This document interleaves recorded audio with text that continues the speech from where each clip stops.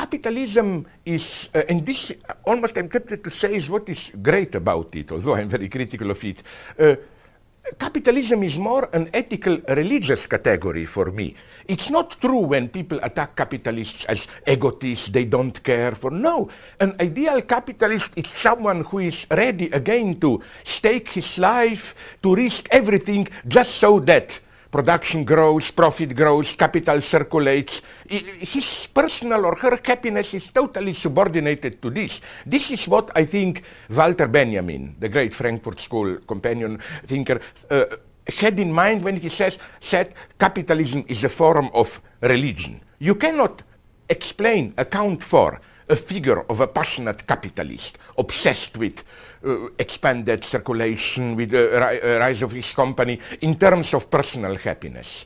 I am, of course, fundamentally anti-capitalist, but let's not have any illusions here. What shocks me is that most of the critics of today's capitalism feel even embarrassed, that's my experience, when you confront them with a simple question. Okay, we heard your story, protest, horrible, big banks depriving us of billions, hundreds, thousands of billions of common people's money. Okay, but what do you really want? What should replace the system? And then you get one big confusion. You get either general moralistic answers like, people shouldn't serve money, money should serve people. Well, frankly, Hitler would have agreed with it, especially because he would say, when people serve money, money is controlled by Jews and so on. No? So either this or some kind of a vague Keynesian social democracy or a simple moralistic critique and so on and so on. So it's easy to be just formally anti-capitalist, but what does it really mean? It's totally open. This is why, as I always repeat, with all my sympathy for Occupy Wall Street movement, its result was, I call it a Bartleby lesson. Bartleby, of course, Herman Melville's Bartleby, who always answered his favor, I would prefer not to. The message of Occupy Wall Street is, I would prefer not to play the existing game. There is something fundamentally wrong with the system, and the existing forms of institutionalized democracy are not strong enough to deal with problems. Beyond this, they don't have an answer, and neither do I. For me, Occupy Wall Street is just a signal. It's like clearing the table. Time to start thinking. The other thing, it's a little bit boring to listen to this mantra of capitalism is in its last stage. When this mantra started, if you read early critics of capitalism, I'm not kidding, a couple of decades before French Revolution, in late 18th century. Now the miracle of capitalism is that it's rotting, in decay, but the more it's rotting, the more it thrives, So let's confront the serious problem here. Also, let's not remember, and I'm saying this as some kind of a communist, that the 20th century alternatives to capitalism and market miserably failed. Like, okay, in Soviet Union, they did try to get rid of the predominance of money market economy.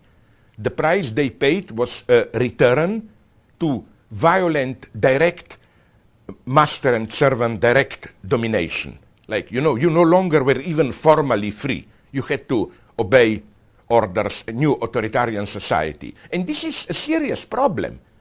How to abolish market without regressing into relations of servitude and domination. My advice would be, because I don't have simple answers, two things. A, precisely to start thinking. Don't get caught into this pseudo-activist pressure, do something, let's do it, and so on and so on. No, the time is to think. I even provoked some of the leftist friends when I told them that if the famous Marxist formula was, philosophers have only interpreted the world, the time is to change it, thesis 11 on Feuerbach, that maybe today we should say, in the 20th century, we maybe tried to change the world too quickly. The time is to interpret it again, to start thinking. Second thing, I'm not saying people are suffering, enduring horrible things, that we should just sit and think, but we should be very careful what we do. Here, let me give you a surprising example. I think that, okay, it's so fashionable today to be disappointed at President Obama, of course, but sometimes I'm a little bit shocked by this disappointment, because what did the people expect? That he will introduce socialism in the United States or what? But for example, the ongoing universal healthcare debate is an important one. This is a great thing. Why? Because on the one hand, it is a debate which touches the very roots of ordinary American ideology. You know, freedom of choice. States wants to take freedom from us and so on. I think this freedom of choice that Republicans attacking Obama are using, it's pure ideology. But at the same time, universal health care is not some crazy, radically leftist notion. It's something that exists all around and functions basically relatively well. Canada, most of Western European countries. So the beauty is to select a topic which touches the fundamentals of our ideology, but at the same time, we cannot be accused of promoting an impossible agenda, like abolish or private property or what. Now it's something that can be done and is done relatively successfully and so on. So that would be my idea, to carefully select issues like this, where we do stir up public debate, but we cannot be accused of being utopians in the bad sense of the term.